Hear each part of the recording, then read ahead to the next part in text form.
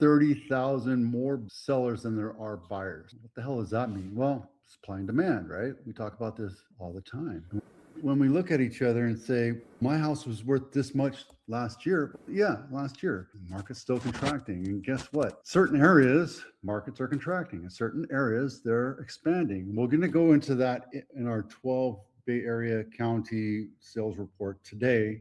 But this one is important for us to take a look at. So understand that you have to create the market. You have to create demand. And the only real way to create demand is making your house look pretty, staging it, pricing it right, and throwing it out there on the internet, including the MLS. But it's also, you have to be able to push it out there on different ways. And I told you this many times. We have the homes program, homes.com program, where our ads, our homes that are listed with me get promoted and sent out all over the world through aggregate sites like ESPN, CNN, Fox, Food, CBS, NBA, NHL, you name it.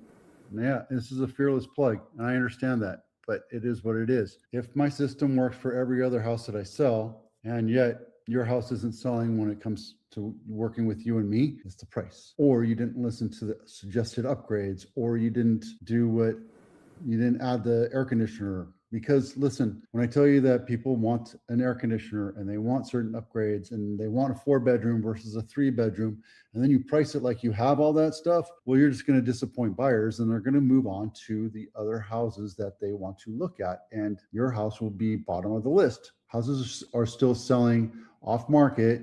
They're still selling within 2, 3, 4, 5, 6, 7 days. And if it's over 15, 20 days, your house is overpriced, period. It's just the way it goes. There's nothing I can do to change it. I can't pull a rabbit out of the hat. It just doesn't work that way.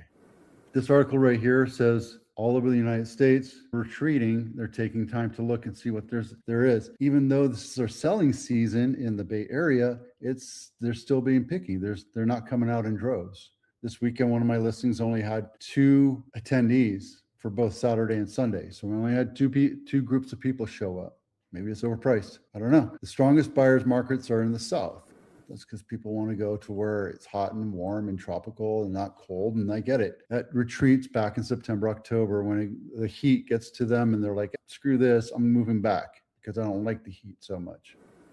Kind of strongest seller markets are in the North, New Jersey, Montgomery. I don't know why people would move to New Jersey. It's the most expensive place to live tax-wise. They get charged like 2.5% for their homes. I don't know, kind of crazy, but call me crazy. Okay, try something different here. Just a quick look at the winners and losers of this week. Santa Clara was the winner as far as new sales, 1,400 versus the next highest, which is 1,378 of Contra Costa County. If you look at San Mateo, it's way over half that. Even though San Mateo County is the highest average sales price, $2.8 million versus $2.4 million in Santa Clara County, the volume of Santa Clara County is almost twice. Crazy, right? And San Benito is the loser for pretty much everything until 126 gets built, and then we'll see that turnaround. I think that's going to be the next explosive area. So if you're interested in looking for an area that you can gain a lot of equity, I'm not saying this crystal ball wise or fortune, like just look at it and see, and you tell me what you think. San Benito is opening up their freeways, their highways, so that you can live there and live affordably. Look, the average price is $800,000, $900,000. It's better than $2.4 million. And if it does turn, then you're a winner, right? Same. And then San Francisco is the biggest gain in list price to sales price ratio, and Napa is the biggest loser for 94%. Basically 5 cents on the dollar. On average, it's 5 cents on the dollar win versus $108.18 cents on the dollar plus for what you're buying. And for numbers of listings, we've had 3,000 new listings, and 1,800 of them have gone into, almost 1,900 of them have gone into contract already. Yeah. So crazy, right? Just amazing. Just amazing how this whole thing's just playing out. However, I want to point this out. 2026 pacing right now, even though we're in the beginning, the first month, this is the last day of the first month, no, the second last day of the first month. season, we're at 5,500 homes to be sold on pace for 2020. Last year, Santa Clara County had almost 8,000. And the year before, they had 8,200. And the year before that, they had 7,000. This could change, but I think that this is going to be one of the slowest years as far as home sales are concerned in Santa Clara County. Could be, don't know. Not a crystal ball. I can't tell the future, but just looking at everything and the number of sales that we're seeing, even though we're still at almost 3.5 billion in sales volume, I don't think we're going to hit any records this year. That's just my guess. All right, Cupertino House of the Week, Hillcrest Road, not my listing. And the reason why I picked this is because it looks like a place that I used to hang out.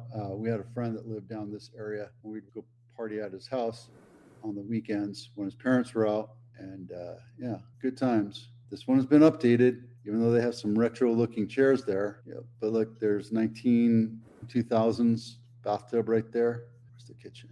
Thank you for putting in a floor plan. So there you go. And if you know where that is, this is Deep Cliff, Stevens Creek Boulevard.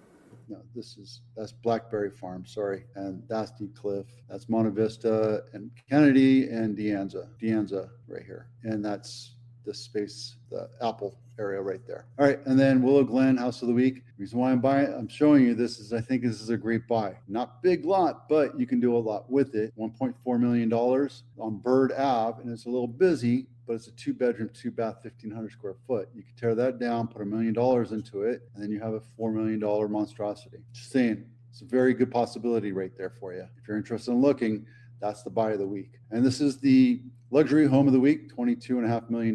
Wish it was my listing. 5 bedrooms, 7 and 2 half baths on 1.5 acre lot. This is almost 9,000 square feet, built in 1918, and it's in a park. I swear I've done this one before, but that's where it is, right in Diablo Canyon, Blackhawk. And let's take a quick look and see. Yeah, this is beautiful. Park-like setting. The only thing I would demand if I bought this house is a helicopter and a helicopter pad. I mean, $22.5 million. If I can